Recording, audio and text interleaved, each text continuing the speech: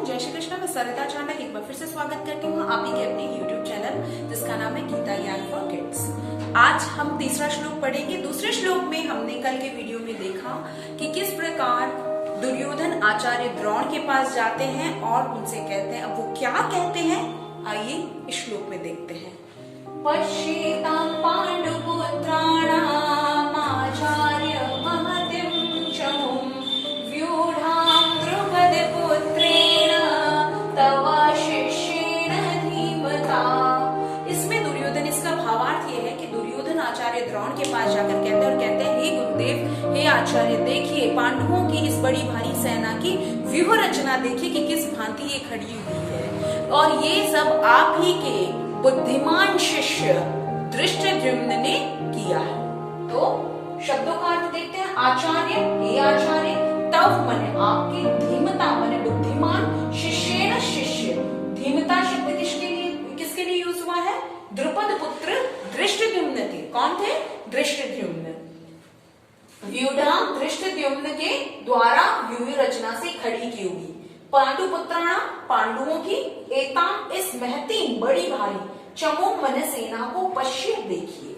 हे आचार्य, आप पांडवों की इस बड़ी भारी सेना को देखिए जिसकी व्यूह रचना आप ही के शिष्य द्रुपद के पुत्र धृष्टद्युम्न द्वारा की गई है। अब यहाँ पे हमें देखना जरूरी है कि दुर्योधन ने धृष्टद्युम्न न कहकर द्रुपद पुत्र क्यों कहा और पांडवों की सेना को महतीम चमू क्यों कहा।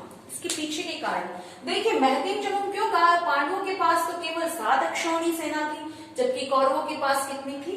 11 अक्षौणी सेना। ऐसा क्यों लगा दुर्योधन को कि ये सेना बहुत बड़ी है? क्यों? क्योंकि सेना की व्यूह रचना इतनी भली भांति की हुई थी, इतनी अच्छे ढंग से की हुई थी कि वो दुर्योधन को एक छोटी सेना भी, अपने से छोटी सेना भी बड़ी प्रतीत हो रही थी।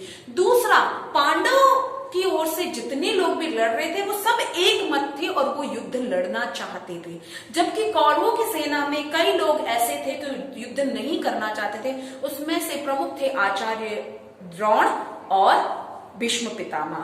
अब भीष्म पितामह के पास दुर्योधन नहीं गया क्योंकि भीष्म पितामह का एक उनसे उससे पहले भी एक रिश्ता था। जो रिश्ता उनका पांडवों के साथ था वही दुर्योधन के साथ था। इसीलिए स्नेहवश उन्हें पता था कि भीष्म पितामह तो फिर भी युद्ध करेंगे, लेकिन आचार्य द्रोण का, जो कि थोड़े से इस मामले में आचार्य द्रोण बहुत ज्यादा मत में नहीं थे, तो उनको अपने मत में करने के लिए, उनको अपनी तरफ करने के लिए क्या करा? दुर्योधन सेनापति भीष्म के पास न जाकर आचार्य द्रोण के पास गए। अब आचार्य द्रोण के पास जाकर उन्होंने जो ये कहा कि इतनी बड़ी भारी सेना को देखिए जिसकी रचना आप ही के शिष्य द्रुपद पुत्र धृष्टद्युम्न ने की है। तो यहाँ पे श्लोक में द्रुपद पुत्र शब्द इसलिए यूज हुआ है क्योंकि आचार्य द्रोण और द्रुपद का शत्रुता दुर्योधन को अच्छे से पता थी। दुर्योधन को पता था यदि आचार्य द्रोण को उकसाना है, आचार्य द्रोण को अपने पक्ष में करना है, तो उन्हें थोड़ा सा पांडवों के प्रति क्या करना पड़ेगा? रोष उनके अंदर जगाना पड़ेगा। दुर्योधन यहाँ पे ये भी कहना चाहता था, देखिए यही आपके परम शत्रु द्रुपद के पुत्र धृष्टद्युम्न द्वारा रचाई हुई सेना है, धृष्टद्युम्न द्वारा सजाई हुई व्यूह रचना की हुई सेना है। क्यों? अगर पांडु इतने हितैषी, अगर आपका सम्मान करते हैं तो कम से कम वो अपनी तरफ से युद्ध तो वो लड़ रहे थे, क्योंकि द्रुपद कौन थे? पांडवों के स्वशुर थे। कि द्रुपद पुत्र को उन्होंने युद्ध में तो शामिल किया, लेकिन कम से कम उसे सेनापति तो ना बनाते। पहला कारण ये। तो यहाँ से पांडवों के विरुद्ध करने का एक उसका मत पक्ष था, एक प्रयोजन था। दूसरा प्रयोजन ये था आचार्य को उकसाना। क्यों? क्योंकि द्रुपद पुत्र, द्रुपद से क्या उनकी शत्रुता थी? आचार्य द्रोण और द्रुपद एक ही गुरु कुल में शिक्षा प्राप्त कर रहे थे और दोनों में अच्छी मित्रता थी। आचार्य द्रोण मेधावी थे, सभी कलाओं में निपुण थे, युद्ध कला में निपुण थे, शिक्षा दीक्षा में तीव्रता से हर चीज को बहुत जल्दी ग्रस्त कर लेते थे, जबकि जो ये द्रुपद थे ये बहुत धीमे थे।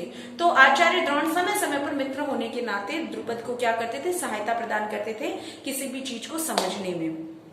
तो जब गुरुकुल से अपनी अपनी शिक्षा दीक्षा संपूर्ण समाप्त करके अपने अपने घरों को जा रहे थे, तो द्रुपद जो कि एक राजा का पुत्र था, उसने वचन दिया था आचार्य द्रोण को, जो कि एक ब्राह्मण पुत्र थे, कि जब भी मैं राजा बनूंगा तुम्हारी सहायता अवश्य करूंगा, तुम्हें जब भी जीवन में जरूरत पड़े मेरे पास जरूर आना। तब सब अपने अपने काम में लग गए, सबने अपना जीवन प्रारंभ किया। इधर आचार्य द्रोण की आजीविका बहुत अच्छे से नहीं चल रही थी, वो अपने परिवार का भरण पोषण भी पर्याप्त तरीके से नहीं कर पा रहे थे। एक दिन उन्हें बड़ा भारी दुख हुआ जब उन्होंने उनके पुत्र अश्वत्थामा का बच्चों ने मजाक उड़ाया उसे, क्योंकि अश्वत्थामा दूध की जगह चावल का पानी पी रहा था, क्योंकि आचार्य द्रोण बहुत गरीब हुआ करते थे, बहुत निर्धन थे। जब बच्चों ने मजाक उड़ाया तो आचार्य द्रोण को इस बात का बहुत दुख हुआ, और वो अंत में उन्हें याद आई अपने मित्र की, द्रुपद की, जिसने उन्हें वचन दिया था, तो वो उससे सहायता मांगने निकल पड़े। परंतु अब तक द्रुपद राज सिंहासन पर आसक्त हो चुका था, वो राजा बन चुका था, उसके अंदर अहंकार आ गया था, सत्ता का अहंकार था, उसके अंदर शक्ति का अहंकार था। तो उसने द्रोण का अपमान ही नहीं किया, बल्कि उसको खाली हाथ भी लौटा दिया, और साथ में उनको ये भी कहा कि एक ब्राह्मण और एक राजा के पुत्र में कभी मित्रता नहीं हो सकती। आचार्य द्रोण अपमान का घूंट पीकर, क्रोध का घूंट पीकर वापस आ गए, लेकिन उनके अंदर प्रतिशोध की अग्नि जल रही थी। ईश्वर सबकी मदद तो करता ही है, ईश्वर की कृपा से उन्हें पांडवों और कौरवों को युद्ध की शिक्षा दीक्षा देने का कार्यभार मिल गया था, अपने ही पत्नी के भाई कृपाचार्य की सहायता से, कृपाचार्य की मदद से। जो आचार्य कृपाचार्य थे वो आचार्य द्रोण के रिश्ते में साले लगते थे। फिर जब इन्होंने धीरे धीरे शिक्षा दीक्षा देना शुरू किया, जब शिक्षा दीक्षा खत्म हो गई, शिक्षा दीक्षा देने के दौरान युद्ध की शिक्षा जब दे रहे थे, तो उन्हें आचार्य द्रोण ने इस चीज को ऑब्जर्व किया था कि अर्जुन एक बहुत श्रेष्ठ धनुर्धर होने के गुण रखता है, तो उन्होंने अर्जुन को विशेष नर्चर किया। और जब आचार्य ने सबको अपनी शिक्षा खत्म कर दी, सबको युद्ध कला में निपुण कर दिया, तो उसके बाद में उनसे गुरु दक्षिणा मांगी। गुरु दक्षिणा में उन्होंने अपने सभी शिष्यों से कहा, जो मेरे पास द्रोण को पकड़ कर लाएगा वही मेरी गुरु दक्षिणा होगी और वही मेरा श्रेष्ठ शिष्य होगा।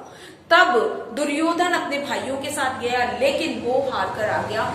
इधर उसके बाद अर्जुन भीम के साथ गया और वो द्रुपद को पकड़ के ले आया। अब द्रुपद चूंकि राजा पकड़ा जा चुका था, तो उनका राज्य सारा द्रोण के हाथ में था, तो द्रोण ने फिर भी दया दिखाते हुए आधा राज्य वापस दे दिया और आधा राज्य अपने पुत्र अश्वत्थामा को दे दिया, उसे उसका राजा बना दिया। पर अब द्रुपद के अंदर क्या हो गया? क्रोध की अग्नि, अब उसके अंदर प्रतिशोध की भावना प्रबल हो गई थी। द्रुपद ने इसी प्रतिशोध को लेने के लिए एक यज्ञ करवाया। इस यज्ञ से द्रौपदी और धृष्टद्युम्न उत्पन्न हुए। धृष्टद्युम्न, इस यज्ञ का प्रयोजन यही था कि मुझे संतान की प्राप्ति हो और वही संतान द्रोण की हत्या करे, द्रोण को मार दे। तो जो धृष्टद्युम्न जब बड़ा हुआ, शिक्षा दीक्षा के लायक हुआ, तो धृष्टद्युम्न को द्रुपद द्रोण के पास लाए शिक्षा दिलवाने के लिए। लेकिन कहते हैं ना, अच्छे लोग तो अच्छे ही होते हैं। आचार्य द्रोण ने सब कुछ जानते हुए भी कि इसकी उत्पत्ति मेरे अंत के लिए इसने की है, तब भी उन्होंने मना नहीं किया। उन्होंने उसको अपने अन्य समस्त शिष्यों की भांति बिना कोई भेदभाव करे हुए धृष्टद्युम्न को अच्छे से युद्ध की शिक्षा दीक्षा दी। तो अब यही चीज दुर्योधन याद दिला रहा था कि देखिए, आपने वो भूल की थी, वो भूल आज आपके सामने खड़ी है। यही धृष्टद्युम्न जो आपका काल बनकर आया है इस धरती पर, वही आपके सामने युद्ध के मैदान में खड़ा है। साथ में दुर्योधन ये भी कहता है, ये आप ही का शिष्य है, इसीलिए इनको हराना, पांडवों को हराना कोई बहुत बड़ी बात नहीं है। तो चलिए एक बार इस फिर श्लोक को हम क्या करते हैं, रिवाइज करते हैं। पश्येतां पाण्डुपुत्राणामाचार्य महतिं चमुं व्यूढां द्रुपदपुत्रेण तव शिष्येण धीमता।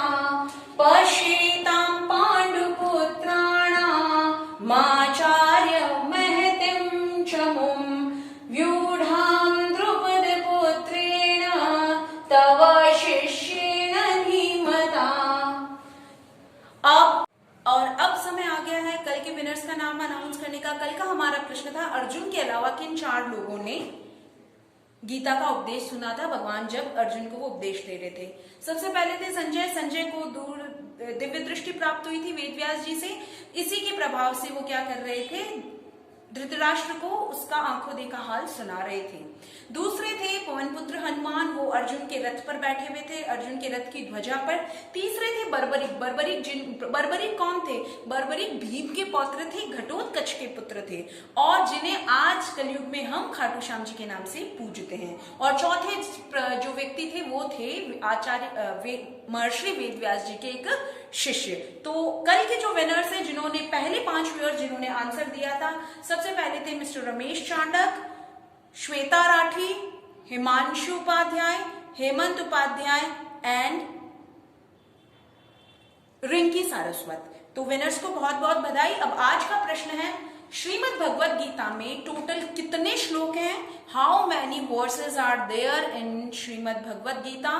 टोटल कितने श्लोक हैं? कितने श्लोक भगवान श्री कृष्ण ने कहे हैं, कितने अर्जुन ने कहे हैं तथा कितने अन्य लोगों ने कहे हैं? तो पहले 5 व्यूअर्स का नाम 10 सेकंड्स के लिए स्क्रीन पर शो किया जाएगा तथा नेक्स्ट वीडियो में उनका नाम मैं अनाउंस करूंगी। तब तक के लिए जय श्री कृष्ण। पर हाँ, वीडियो अगर आपको पसंद आए तो शेयर सब्सक्राइब करना ना भूलें, क्योंकि ये बहुत ही पुनीत कार्य है और एक बहुत अच्छा इनिशिएटिव है। Thank you.